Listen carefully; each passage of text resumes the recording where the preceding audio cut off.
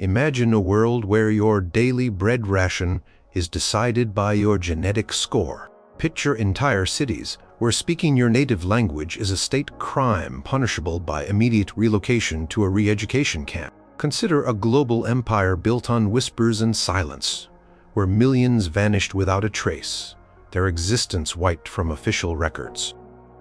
Think about a government that declared war not on another nation, but on human nature itself, seeking to sculpt a new kind of citizen.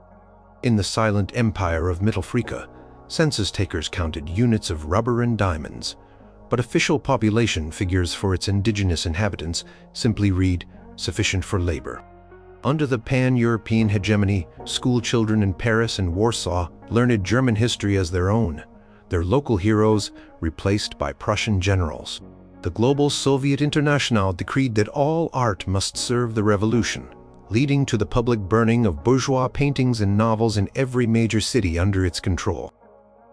In the Balkanized American states, citizens of the Texan Republic who dared to question the state's oil-first policies were branded enemies of prosperity and faced public shaming rituals. The League of Neutral Nations biocratic mandate required all citizens over the age of 10 to wear a vitality monitor that tracked their health and emotional state, data fed directly into a central global Hornacy registry. Number 12. The Kaiserreich's Grand European Order. What if Germany had won World War I swiftly, its armies marching through Paris by Christmas 1914? This isn't just a military victory. It's the birth of a new European map, redrawn in Berlin. Kaiserreich's Grand European Order, or Großeuropäische Ordnung, emerges. France has reduced its industrial heartland in the north, now a German protectorate. Belgium ceases to exist, absorbed into the Reich. In the east, vast territories carved from Russia become new German-dominated kingdoms. Poland, Ukraine, the Baltics, all ruled by German princes or loyal local aristocrats. The Austro-Hungarian Empire, though a victor, finds itself a junior partner, its influence overshadowed by Berlin's might. Great Britain, defeated at sea and facing internal strife, signs a humiliating peace, its global empire starting to fray. Life under the Grand European Order is one of strict hierarchy. German is the official language of administration and commerce across much of the continent. Non-German populations, particularly Slavs and French, are designated as Minderheitenvölker, minority peoples, with restricted rights. Education systems are reformed to promote German culture and loyalty to the Kaiser. Economic policy, known as Raffold-Wietricht, spatial economy, openly prioritizes German industrial needs, turning subjugated lands into resource colonies and captive markets. Resistance movements flicker, especially in France and Poland, but are met with overwhelming military force and sophisticated surveillance. Prussian military ethos permeates society. Dueling scars are fashionable, and civilian life takes on a distinctly regimented quality. Technology, especially in chemicals, optics, and engines, advances rapidly, but primarily for military and state purposes. Freedom of the press is non-existent. All newspapers and radio broadcasts, a burgeoning technology, are state-controlled, painting a picture of a benevolent Kaiser wisely guiding Europe to a new golden age. The unease comes from the quiet, systematic erosion of other cultures, the ever-present soldiers, and the knowledge that any dissent means a visit from the Geheime Staatspolizei, the secret state police, long before the term gained its later chilling connotations. The world outside Europe watches, wary of this new continental superpower whose ambitions seem to have no clear limit. Number 11. The Neo-Ottoman Global Caliphate.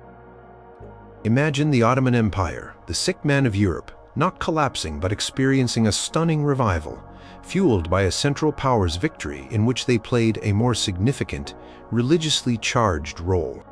Instead of Ataturk's secular republic, the Sultan Caliph, backed by German military and industrial might, reasserts spiritual and temporal authority far beyond Turkey's borders. This is the Neo-Ottoman Global Caliphate. Its influence surges through the Middle East, North Africa, and into parts of Asia, and even Eastern Europe, where Muslim populations exist. The Sykes-Picot Agreement is a forgotten footnote. Instead, Ottoman governors rule from Cairo to Baku. Caliphate's governing philosophy is a modernized yet deeply conservative interpretation of Islamic law. Secularism is actively dismantled. Sharia courts become the norm, and religious police, the asakir-i-inzibati, enforce public morality with zeal. Education is heavily focused on religious texts, and Ottoman history presented as a continuous golden age interrupted only by Western interference.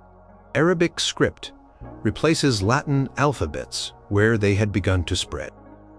Oil wealth now firmly under Caliphate control. Funds, vast infrastructure projects, railways linking Istanbul to Mecca and Baghdad, grand mosques, and religious universities, but also a powerful modern military trained by German advisors. Non-Muslims, the dhimmis, are tolerated as per traditional Islamic law, but face special taxes and restrictions on public displays of their faith and holding high office. The internal tension lies between the traditionalists, who seek a return to a perceived past purity, and modernizers who want to use Western technology to strengthen the caliphate without adopting Western values. Whispers abound of dissent from various Islamic sects that don't align with the state's official interpretation, and from nationalist groups among Arabs, Kurds, and others who find Ottoman rule just another form of imperialism. The Caliphate's global call for unity under one Islamic banner creates profound Khomeini shifts, challenging Western colonial powers and sparking unrest in their own Muslim-majority colonies. The unsettling part is this grand, seemingly unified religious bloc which, while promising stability to its adherents, offers little room for deviation or modern secular thought and views the outside world with deep suspicion. Number 10. The Fragmented Communes of Red France. What if the Nivelle offensive in 1917 not only failed but shattered the French army completely, leading to widespread mutinies that escalated into a full-blown syndicalist-anarchist revolution? The Third Republic collapses.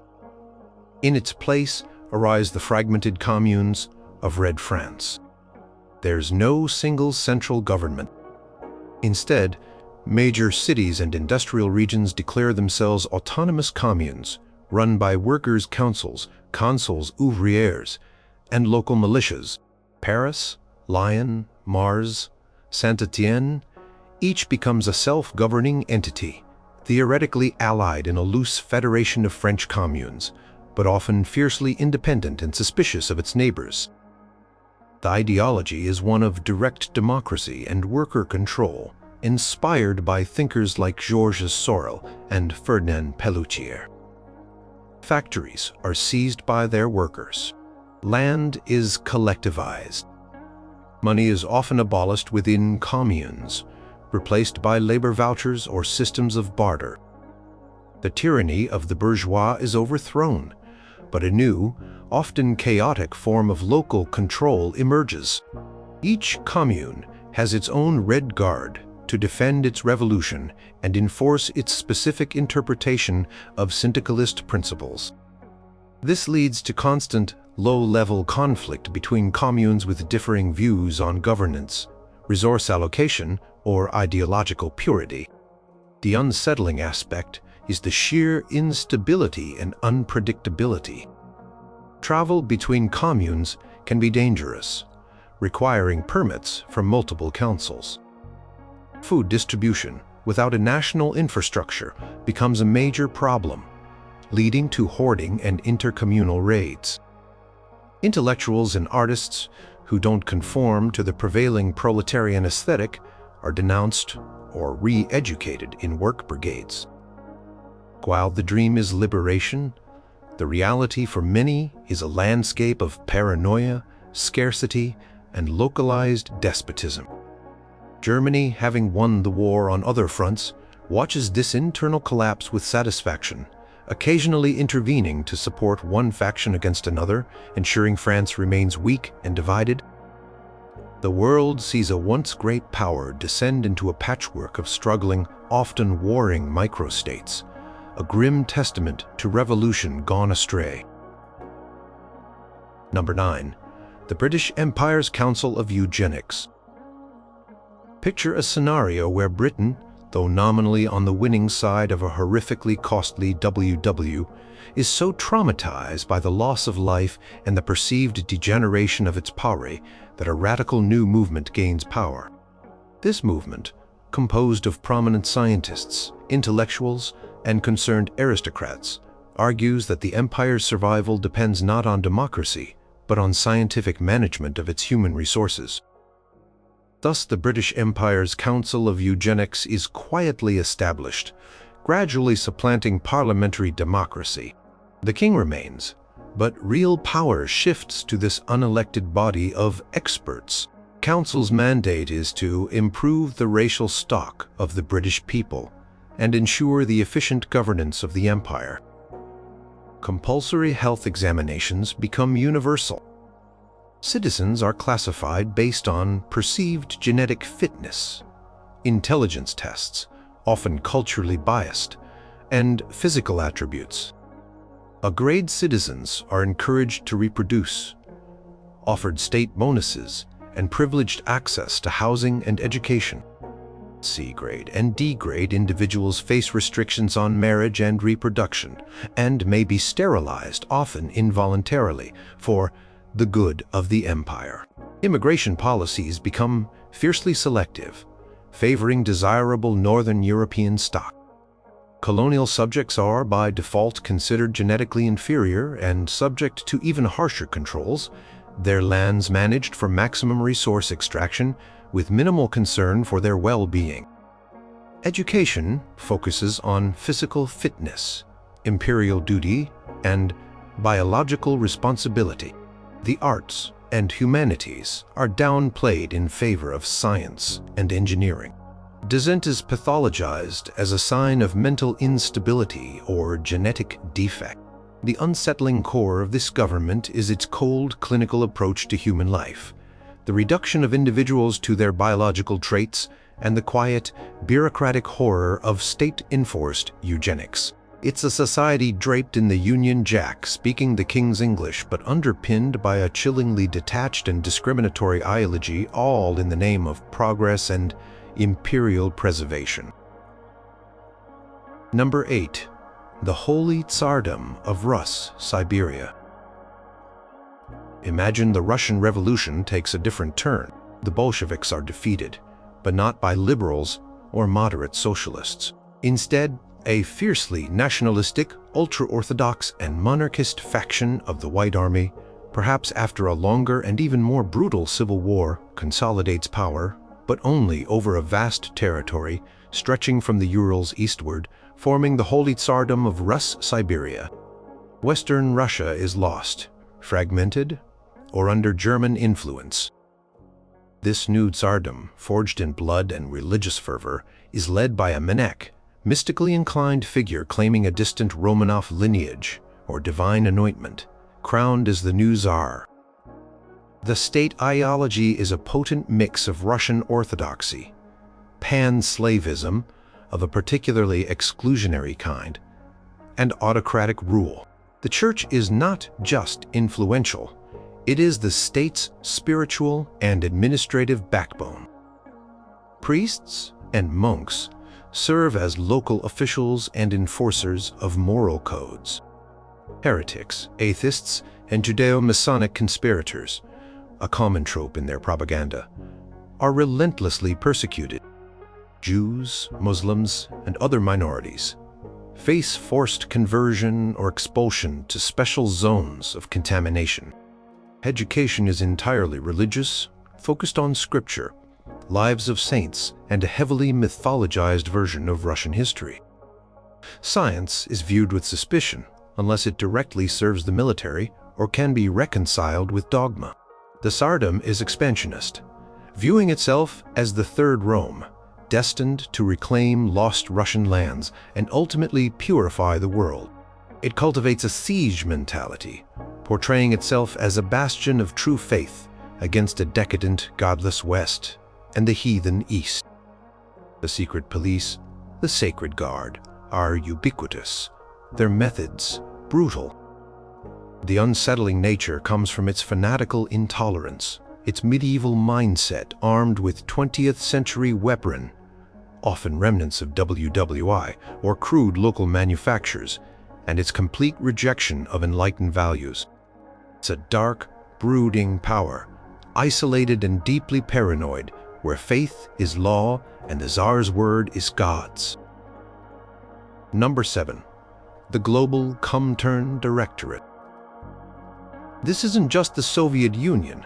This is what happens if Trotsky's vision of permanent revolution wildly succeeds and early communist uprisings in Germany, Hungary, and Italy actually take hold and spread like wildfire after a devastating WWI leaves Europe in utter chaos. The Global Communes Directorate is established not in Moscow alone, but as a rotating council of revolutionary leaders from various socialist Soviet republics across the globe. Its explicit goal, worldwide communist revolution, by any means necessary. Life under the Directorate is one of perpetual mobilization. Society is organized along military lines. Every citizen is a soldier of the revolution, their labor and lives dedicated to its advancement. National borders are officially abolished within the Comintern sphere, replaced by economic zones and revolutionary fronts. Culture is ruthlessly purged of bourgeois and counter-revolutionary influences. Art, music, and literature must conform to strict socialist realist doctrines, glorifying the worker and the global struggle. Religion is actively suppressed. Churches and temples converted into museums of atheism or tractor repair shops, enemies of the people. A category that can include anyone from former capitalists to dissenting poets to peasants resisting collectivization are dealt with by the revolutionary tribunals and dispatched to vast networks of labor camps euphemistically called "we education through labor centers." Family structures are challenged, with the state promoting communal child-rearing and loyalty to the party above all. The unsettling horror is its totality. A global entity waging constant war, internal and external, demanding absolute conformity and systematically erasing history and individual identity in pursuit of a utopian future that seems to recede further with every new purge and every new emergency. Privacy is an alien concept. Block committees and informants ensure that every word and action is scrutinized for ideological correctness. Number 6. The Solar Empire of Greater Japan. Consider a world where WWI severely weakens all European colonial powers, and the United States, after a brief and costly intervention, retreats into even deeper isolationism, disillusioned with foreign entanglements. Japan, already an ambitious rising power, seizes this vacuum with breathtaking speed and ferocity. The Solar Empire of Greater Japan isn't just about a co-prosperity sphere.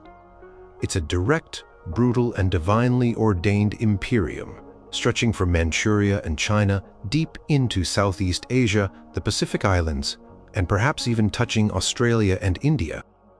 The ideology is an extreme form of emperor worship and racial supremacism. The emperor is a living god, and the Japanese are the Yamato race, destined to rule Asia and bring enlightenment to lesser peoples under an iron heel. Conquered territories are ruthlessly exploited for resources and labor. Local populations are subjected to systematic campaigns of cultural assimilation, forced learning of Japanese, adoption of Shinto practices, and eradication of native traditions. Resistance is met with collective punishment, massacres, and the infamous comfort women system on an even grander scale. Thought police, the Kempete, are even more powerful and pervasive than in our timeline, ensuring absolute obedience. Education focuses on imperial glory and the divinity of the emperor. Science and technology are harnessed for war and imperial control, with human experimentation like that of Unit 731 potentially becoming more widespread and state-sanctioned. The unsettling aspect is the sheer scale of oppression and the fanaticism driving it. It's a society where every individual is a cog in the imperial war machine, where questioning the divine mission is unthinkable, and where entire cultures are systematically dismantled or enslaved under the banner of the rising sun. The world watches in horror. But with European powers crippled and America isolationist, there's no one to effectively challenge this burgeoning aggressive empire. Number 5. The Disunited States of America. Imagine WWI strains American society to the breaking point. Perhaps President Wilson dies earlier and his leadership falters. Or perhaps the war drags on, demanding more resources and lives than the populace is willing to give, exacerbating existing divisions, North vs. South, industry vs. agriculture, nativist vs. interventionist. Instead of emerging as a unified global power, the USA fractures. The Disunited States of America, DSA, isn't one nation anymore, but a collection of squabbling regional blocs, federations, or even independent republics. You might see a New England industrial commonwealth, a Southern States Confederacy, re-emergent with a new populist ideology, a Midwest Agrarian League, a Pacific Coast Republic, and a Texan Free State. Each region develops its own distinct political system, economic policies, and even foreign relations. Trade wars between these American statelets are common.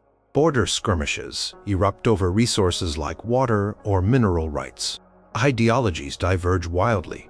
One region might be quasi-socialist, another staunchly capitalist libertarian, a third embracing a form of Christian fundamentalist rule. The unsettling nature comes from the collapse of a major power, creating a massive power vacuum and global instability.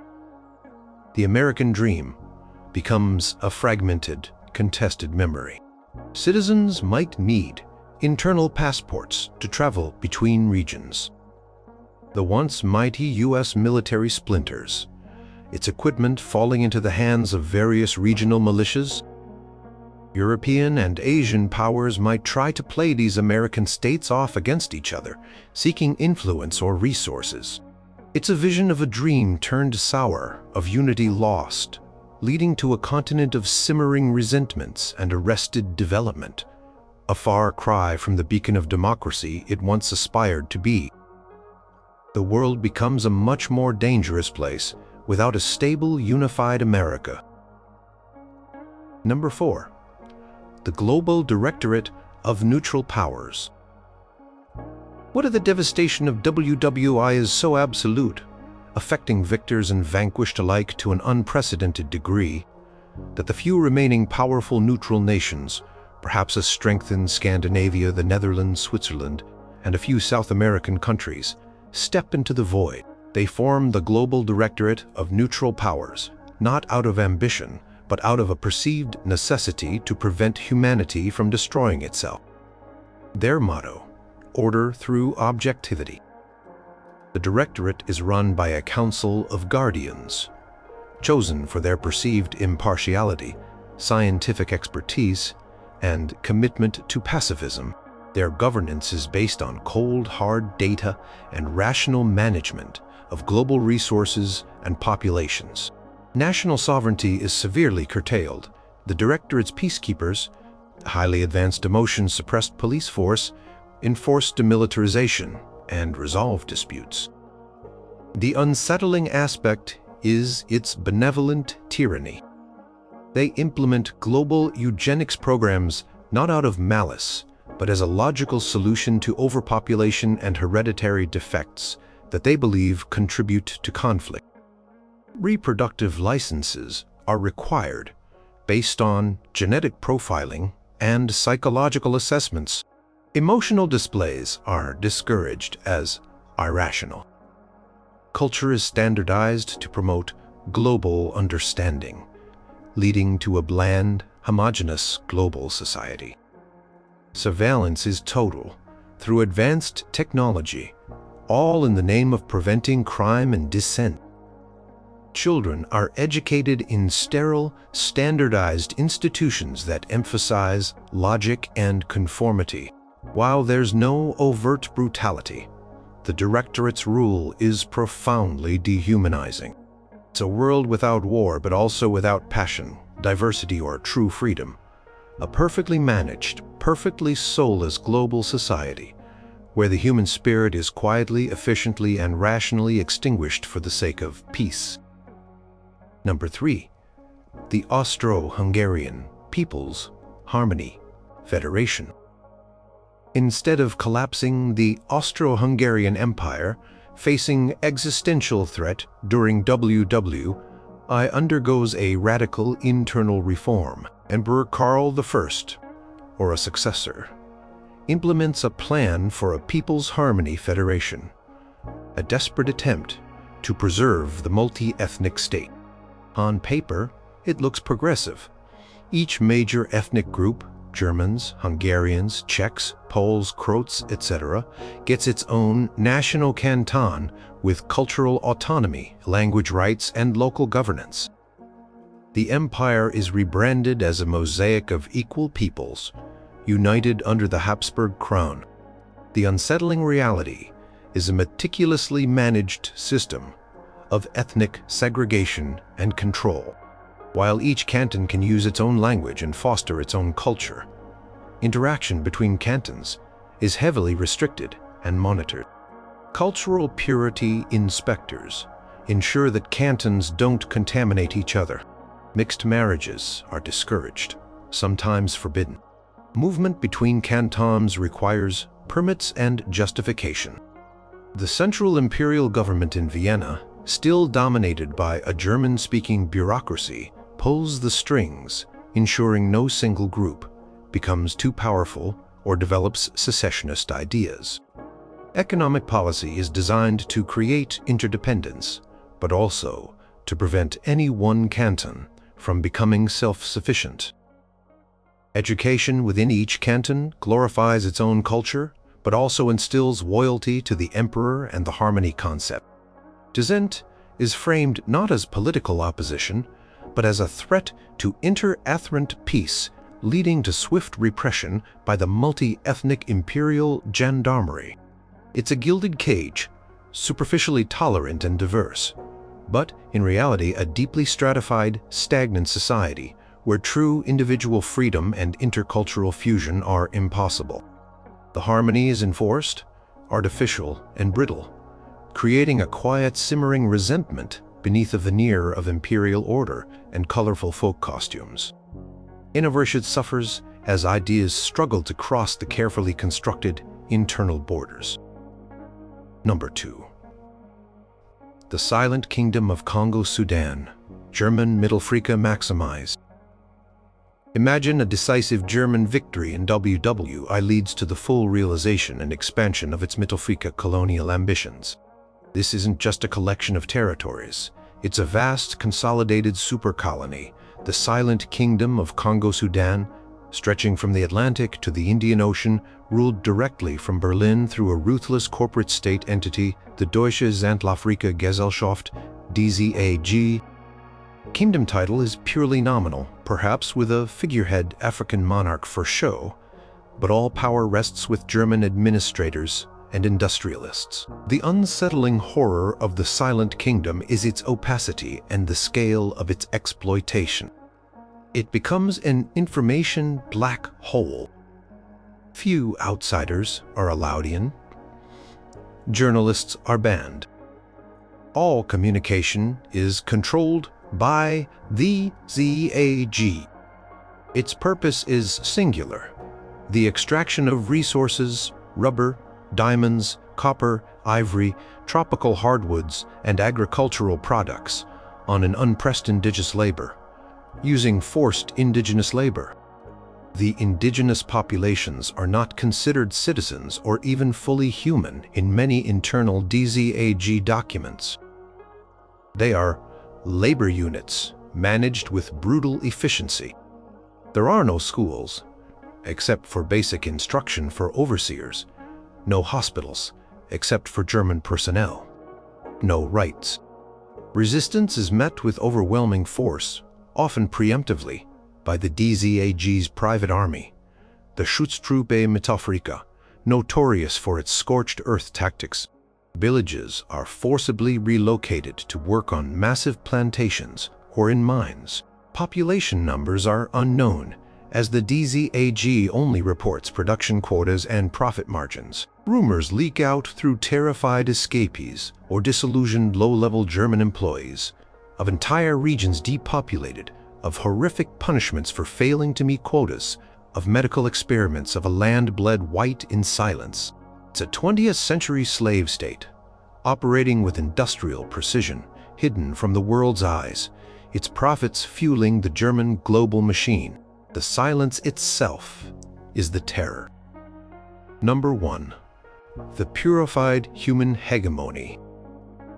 This is the most radical outcome. WWI is so devastating, so globally catastrophic, perhaps involving early crude chemical or biological weapons that cause widespread, long-lasting ecological and genetic damage, that a small, disparate group of scientists, disillusioned military officers, and radical philosophers from Vromia's shattered nature comes to a Teriankus, and radical philosophers from its base instincts, its flawed biology, led to this ruin. They form an underground, then overt movement, humanity ascendant, which seizes control in a few key, technologically advanced enclaves amidst the global chaos. Their government becomes known as the purified human hegemony. Their goal is not to govern humans as they are, but to remake humanity. Led by a first proctor or guiding council, the hegemony implements a program of accelerated evolution. Using the remnants of advanced wartime research, they embark on a ruthless planet-wide eugenics and bioengineering project. Base 9 humans are seen as obsolete or dangerously flawed. The hegemony identifies genetic markers of aggression, irrationality, and tribalism. Those deemed irredeemably flawed are sterilized or relegated to containment zones, effectively reservations for unmodified humanity left to their own devices or slowly phased out. Promising genetic lines are cultivated. Children are conceived and raised in state creches, their development meticulously managed, their education focused on logic, emotional suppression, and loyalty to the hegemony's vision of a post-human future. Genetic modification, though primitive by later standards, is attempted aiming to enhance intelligence, disease, resistance, and docility, or perhaps create specialized human castes. The unsettling core is its fundamental rejection of what it means to be human. It's a government that views compassion as weakness, individuality as a flaw, and natural human existence as a disease to be cured. Their purification is a quiet, clinical genocide, driven by a terrifyingly rational, detached ideology that sees humanity itself as the ultimate enemy. The world under the hegemony is sterile, ordered, and profoundly existentially terrifying, as it seeks to shepherd or force humanity into a new, unknown, and potentially monstrous form